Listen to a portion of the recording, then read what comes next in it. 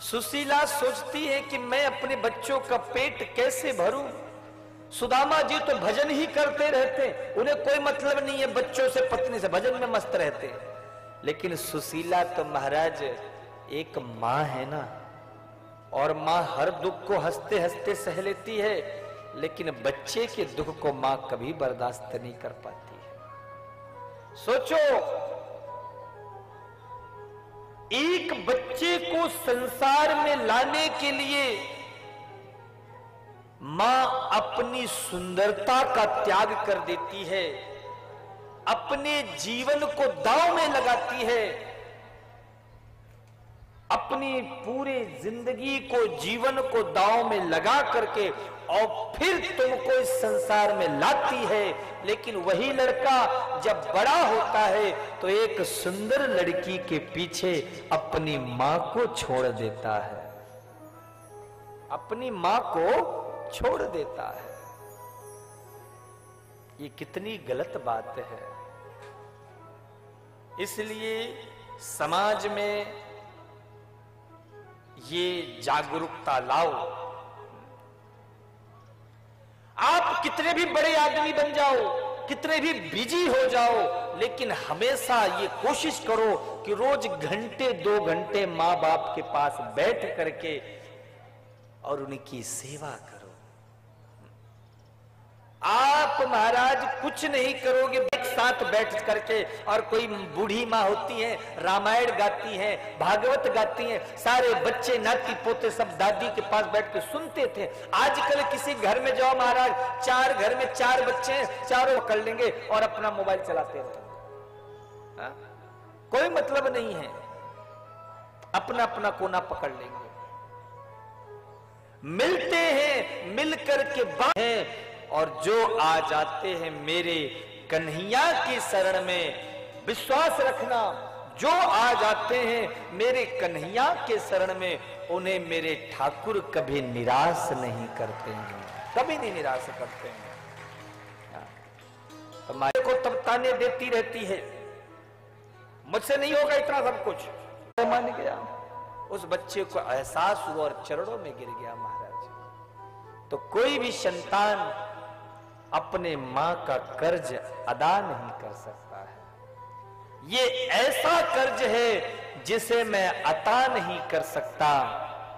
मैं जब तक घर नहीं पहुंचता हूं मेरी मां सजदे में रहती है। माता पिता महाराज कभी अपने लिए कुछ नहीं सोचते हैं, अपने लिए कभी कुछ नहीं मांगते हैं।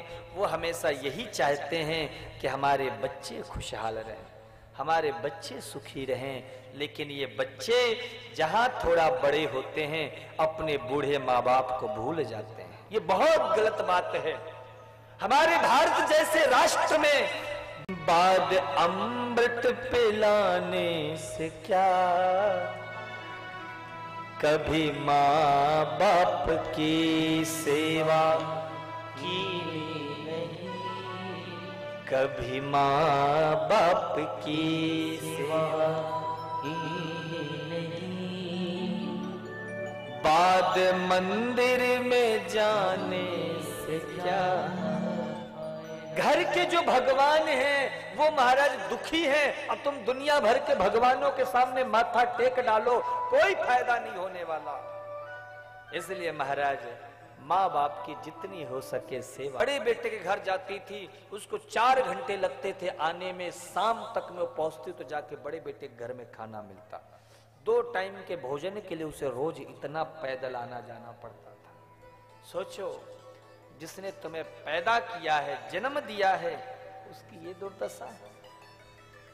एक घटना स्मरण आ रही जिसे मैं बोला करता हूं, आप जरा इस घटना से समझना।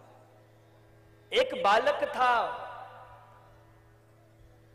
वो बालक की मां अंधी थी, तो उस अंधी मां का बेटा बड़ा हो रहा था, पर वो अपनी मां से बहुत नफरत करता। क्यों?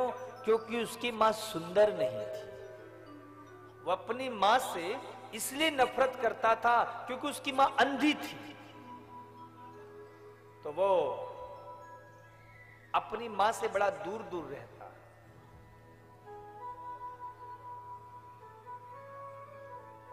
माँ पैसा रुपया तो था नहीं, पर सोचती मैं बच्चे को पढ़ा लिखा लूं जिससे मेरा बेटा मेरे जैसे दुख ना पाए। पिता थे नहीं तो माँ क्या करती, मेहनत मजदूरी करती, मेहनत मजदूरी करके बेटे को पालती, मेहनत करके मजदूरी करके किसी तरह से बेटे को पाल पोस के बड़ा किया। बेटा पढ़ लिख करके महाराज एक बड़ा अच्छी कंपनी में उसकी जॉब लग गई, बड़ी अच्छी कंपनी में। विदेश चला गया, अंधी मां थी, सोची कि अब बेटा मुझे बुलाएगा अपने पास, मैं बेटे के पास रहूंगी। लेकिन कई साल बीत गए, बेटे का कोई संदेश नहीं आया। जब कई साल बीत गया, बेटे का कोई संदेश नहीं आया, कुछ दिनों बाद पता चला कि उसके बेटे ने शादी कर ली। उसे पता चला कि उसके बेटे ने शादी कर ली।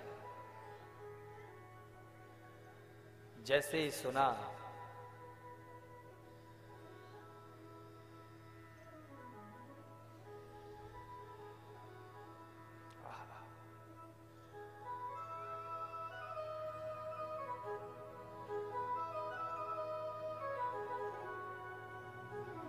मां दुखी तो हुई, पर सोची कोई बात नहीं, अपनी मर्जी की शादी कर ली, विदेश चला गया, पढ़ लिख लिया है, कोई बात नहीं। पर मां की इच्छा थी कि कम से कम बेटा बहू मेरे पास रहते तो बड़ा अच्छा होता। गांव वाले कहते हैं, देख तूने अपने बेटे को इतना मेहनत करके पढ़ाया, तेरा बेटा परदेश जाती भूल गया। वो लड़ती, तुम लोग ऐसा क्यों कहते हो, मेरा बेटा बहुत अच्छा है, वो पैसा रुपया कमा के आ रहा है, सोच रहा होगा कि जाऊं तो माँ के लिए अच्छा सा घर बना दूं, अच्छी सी गाड़ी ले दूं, जिससे मेरी माँ इतना कष्ट सही है तब उसे कष्ट ना सहना पड़े। वक्त बीतता गया, और जब वक्त ऐसे बीतता रहा, माई बाप, एक दिन ऐसा समय आया कि अब मरने का वक्त आ गया। वो चल फिर भी नहीं पा रही थी, तो दरवाजे के पास बैठ के इंतजार करती, कोई भी आवाज आती तो उसे लगता मेरा बेटा आ गया है क्या, मेरा बेटा आ गया है क्या। लेकिन एक दिन ऐसा आया, एक रात ऐसी आई कि उसी रात को उसी दरवाजे के पास उस बूढ़ी मां के प्राण निकल गए, मर गई। पूरी जिंदगी उसने बेटे के इंतजार में निकाल दी, लेकिन उसका बेटा नहीं आया। हाँ, जब वो मर गया, जब वो मां मर गई, तो खबर उसके बेटे के पास पहुंचाया गया। तो महाराज अपने मां के मरने में भी उसका बेटा नहीं, कहा चिट्ठी लिख के भेजता है कि आप लोग जो भी करना हो कर दो, मुझे छुट्टी नहीं मिल रही है, मेरे पास टाइम नहीं है। वही गांव वाले, कुछ मोहल्ले वालों ने कुछ चंदा वंदा करके उसका किसी तरह से क्रियाकर्म कराया। कुछ समय बीतने के बाद उसे याद आया, अरे मेरी माँ जिस घर में रहती थी वो घर वर तो सब प्रॉपर्टी वगैरह सब ऐसी पड़ी होगी, क्यों ना मैं उस प्रॉपर्टी को बेच के और वो पैसा रुपया को लेकर यही कहीं कोई फ्लैट व्लैट खरीद लेता हूं। तो वो माँ की रहने वाले घर को बेचने के लिए आता है। जब आया तो गांव वालों ने उसे कहा, तो कितना दुष्ट है, तेरी माँ तेरी याद करते करते मर गई, तुझे एक बार भी अपनी माँ से मिलने की इच्छा नहीं। शहर का लड़का था, उसके अंदर क्या ये भाव, क्या ममता, क्या मोह। उसने कहा ये सब गंवार लोग हैं, क्या जाने ये सब। घर पहुंचा, देखा घर में क्या क्या चीजें, तो ज्यादा कुछ कीमती वस्तुएं तो नहीं मिली। हाँ, एक बक्सा जरूर मिला।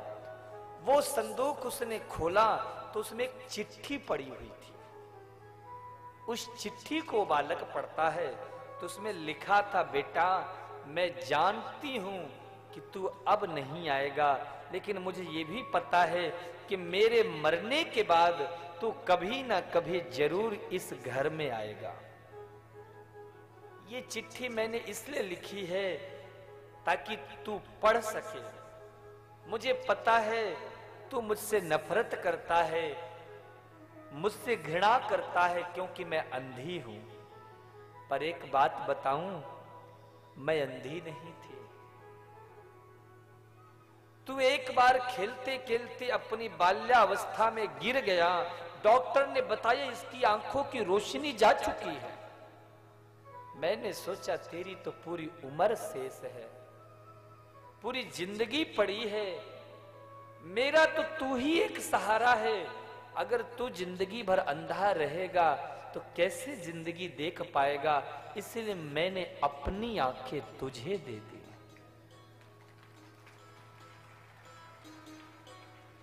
और इसी कारण से मैं अंधी हो गई।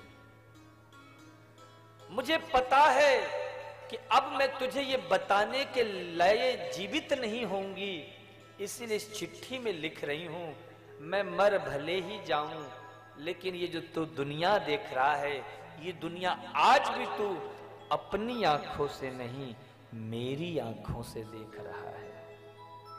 ये उस मां के संदेश है। तो माई बाप, जिंदगी में हर कर्ज को उतारा जा सकता है, लेकिन मां के कर्ज को कोई बेटा नहीं चुकता कर सकता है। इसलिए आप बड़े भाग्यशाली हो यदि आपके पास मां बाप हैं।